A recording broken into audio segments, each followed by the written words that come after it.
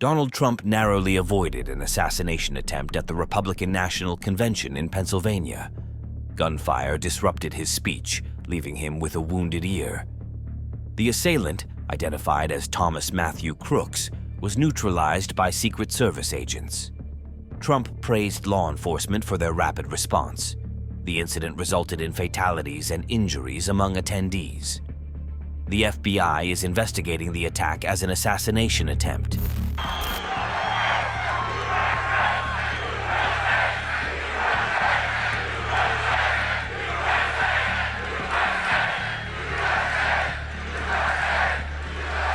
This is a big crowd. This is a big, beautiful crowd.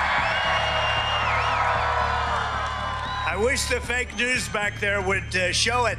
I wish they'd spin their cameras and show it, because nobody would believe it. You know, the other day, Biden was saying, I got big crowds, meaning him, he gets big crowds. He doesn't know what a big... And there were like 93 people there. 93, you know what that is? That's where the front row Joes sit, right here, 93. We got more than 93 front row Joes. Hello, Butler, and hello to Pennsylvania. I'm thrilled to be back in this beautiful Commonwealth with thousands of proud, hardworking American patriots, and that's what you are, and we got to bring our country back to health, because our country is going to hell, if you haven't noticed.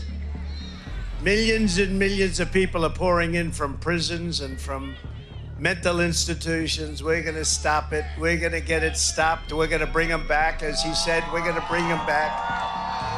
We're going to deport. With the help of everyone here tonight, we're going to win Pennsylvania this November. We're going to defeat crooked Joe Biden and laughing Kamala Harris. And we're going to take back the White House, and we're going to take back our country. We're going to take it back. Our country's been stolen from us. You see that?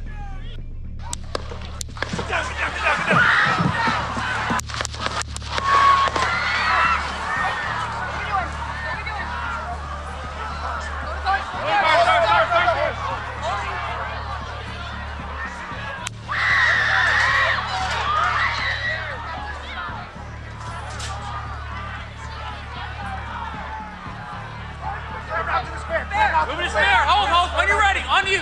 Ready? Move. Up. Move. Go. Up. Hawkeye's here. Hawkeye's here. Move it to the spare. Spare, get ready. Are we ready?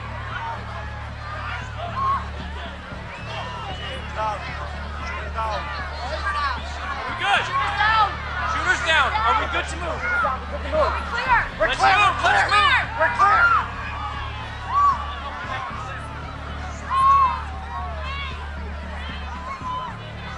Come on. Let me get my shoes. I got you, sir. Let me get my shoes. Hold on, your head is bloody. So we gotta move to the bus. Let me get my shoes. Okay, let's shoot down. Let's shoot. Watch out. Wait.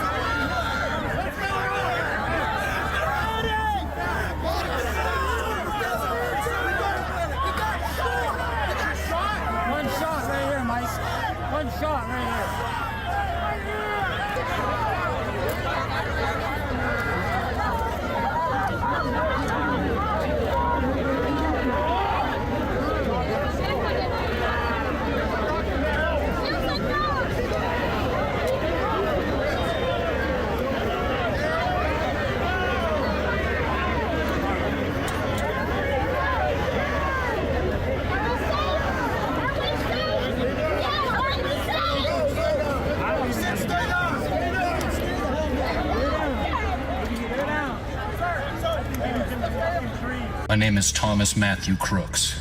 I hate Republicans, I hate Trump, and guess what?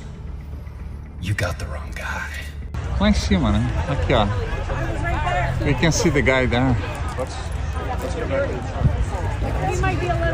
I think they hit him because the guy he looks dead.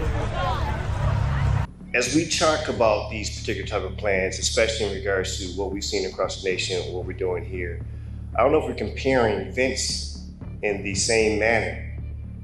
What we've seen in regards to the past are, again, rallies or town halls. They don't receive the same level of support this event receives. And that's maybe hard to kind of wrap around in regards to the type of resources being invested in this particular community.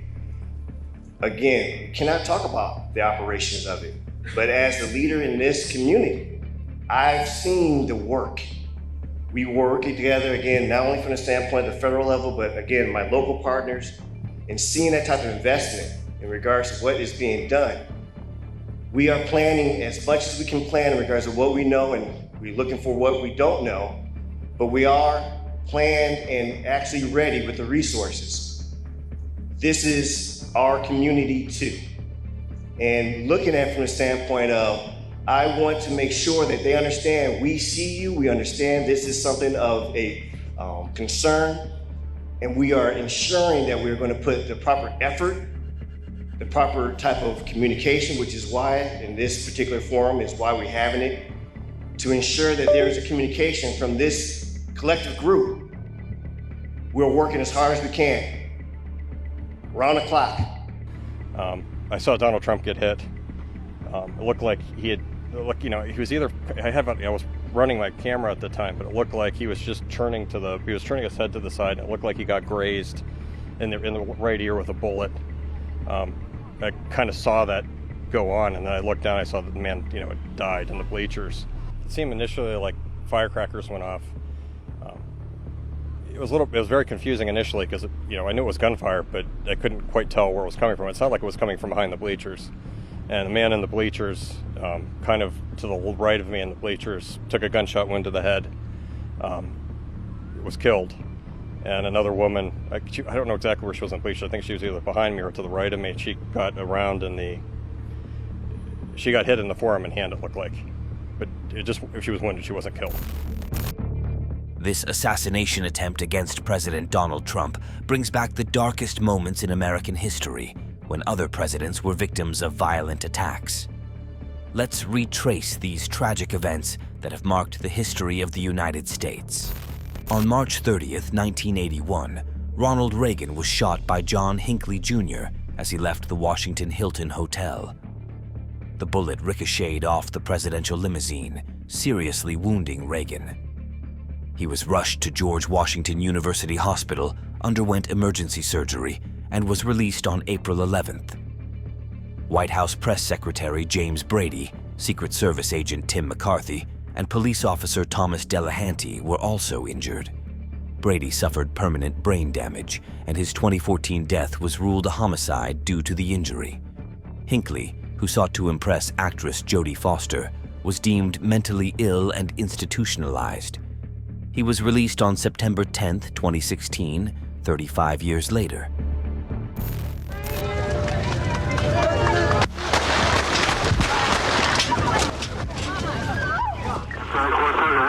Advise one had shot fired.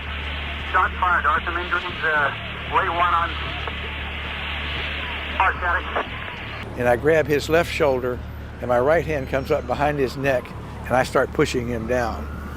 And one of those shots, I think the fifth one, but some people think other shots, one of those shots hit the right rear quarter panel, and it bounced off and hit him as he went into the car and it wasn't a fragment, it was a smashed .22 caliber bullet that hit him in the left armpit area, just below the armpit area, right into here.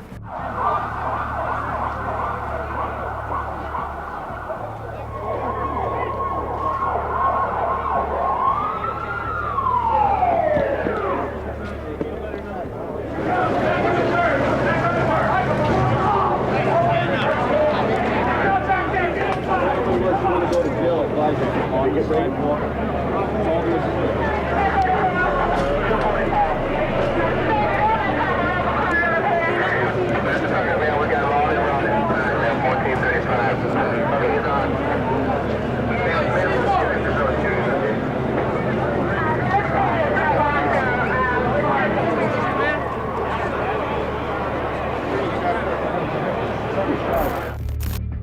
On February 23, 1861, President-elect Abraham Lincoln stealthily passed through Baltimore, evading an alleged Confederate plot to assassinate him before his inauguration.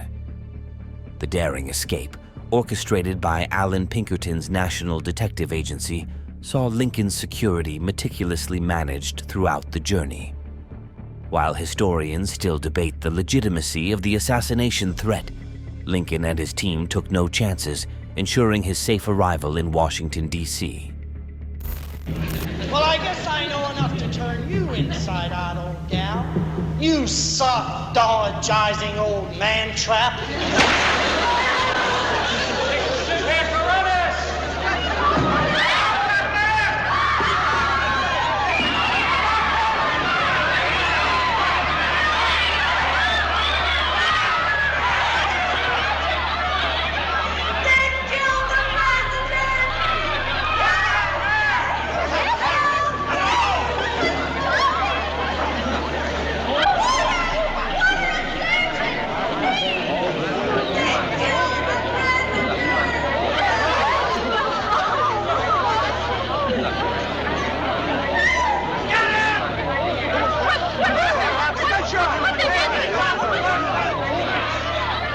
A young army surgeon, Dr. Charles Leal, is the first to reach the unconscious president.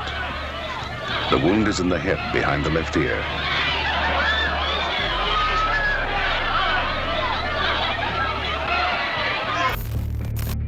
On February 15, 1933, Giuseppe Zangara fired 5 shots at President-elect Franklin D. Roosevelt in Miami, missing him but mortally wounding Chicago Mayor Anton Cermak and injuring 4 others. Zangara pleaded guilty to Cermak's murder and was executed on March 20, 1933. While it was widely assumed Zangara aimed for Roosevelt, some believe Cermak, known for his crackdown on organized crime, was the intended target.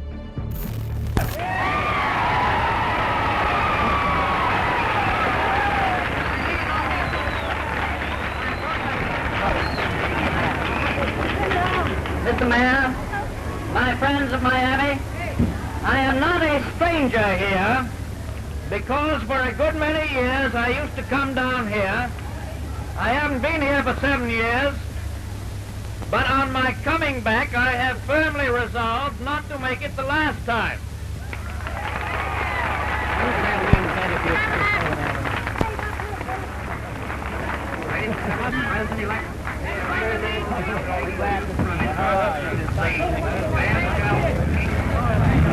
The President-elect finishes his impromptu talk and prepares to drive on to the railway station when the startled onlookers suddenly realize what has happened. Pandemonium reigns, and the crowd, led by American legionnaires in their glistening helmets, counts Assassin Zangara.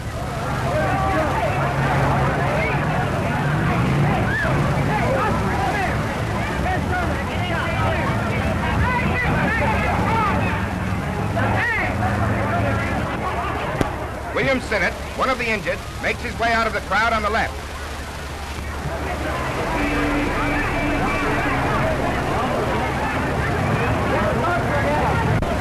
Mayor Cermak, critically wounded, is carried to Mr. Roosevelt's car. Resting in the arms of the President-elect, he is rushed to a hospital. They've got him. The Secret Service men load him on the rear of the car and hustle him away to jail.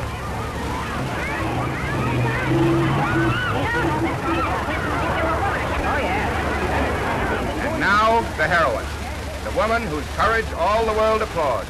She probably saved Mr. Roosevelt's life by deflecting the assassin's aim, Mrs. W.F. Cross of Miami. My first thought was to get his, I knew he was shooting at the president, so my first thought was to get the pistol up in the air so he wouldn't hurt any of the bystanders. Why do you kill Mr. Roosevelt? What for in your mind? I told you before, I have all time in the mind, I get capitalist to killing me. I suffer from this thing in the stomach for the capitalist. So also for the capitalist, I know I have this sickness in my stomach. He make you work. He make me work. Joe, you get a chance tonight. You would shoot the president tonight? I can't shoot no more. If you give you a chance. I should give him a chance, I should again. You don't like him for president. That's all. As a man, he's all right. As a man, he's all right, but the president is all right. On September 5th, 1975, chaos erupted on the northern grounds of the California state capitol. Lynette Squeaky Fromm, a fervent follower of Charles Manson, aimed a Colt M 1911.45 caliber pistol at President Gerald Ford as he extended his hand to the crowd. Though the gun contained 4 cartridges, none were in the chamber, preventing it from firing. In a dramatic moment, Secret Service agent Larry Biendorf swiftly subdued Fromm.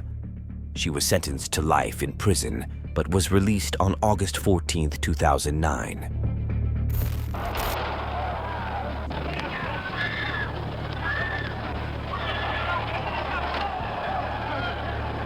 That's the one regret I have, that it was not successful. And after I fired the shot, he stopped. Cold, and I did have time for a second shot, had never planned for a second shot, had practiced and was psyched for one shot.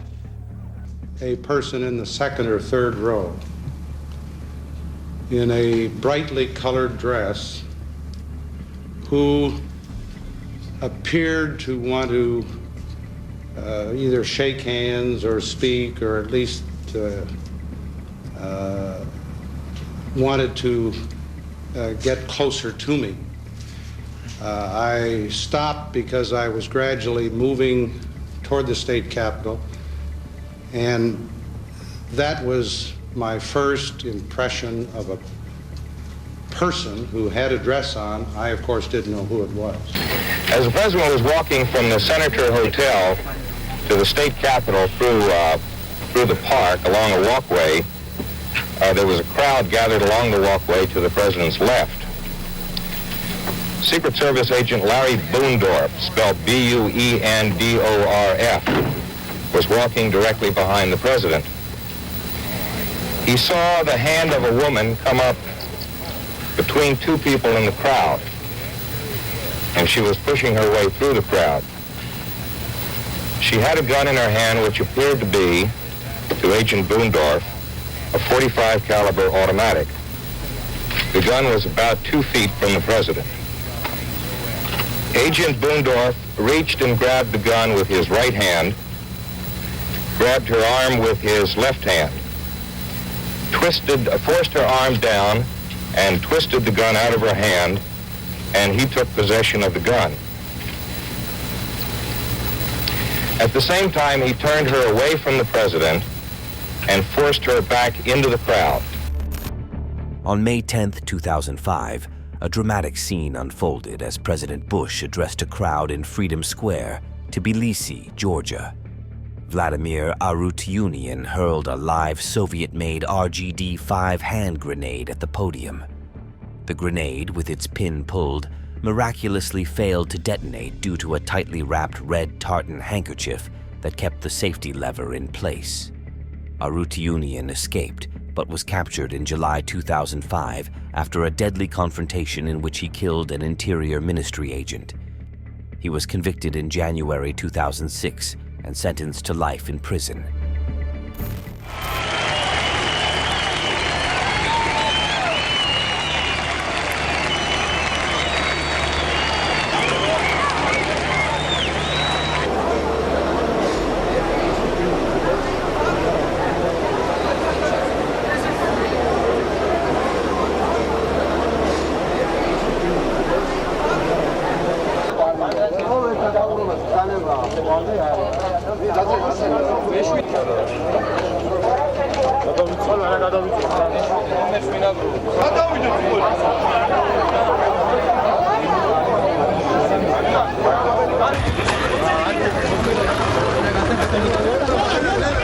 If you have enjoyed the video so far, please hit the like and subscribe button. Thanks for watching.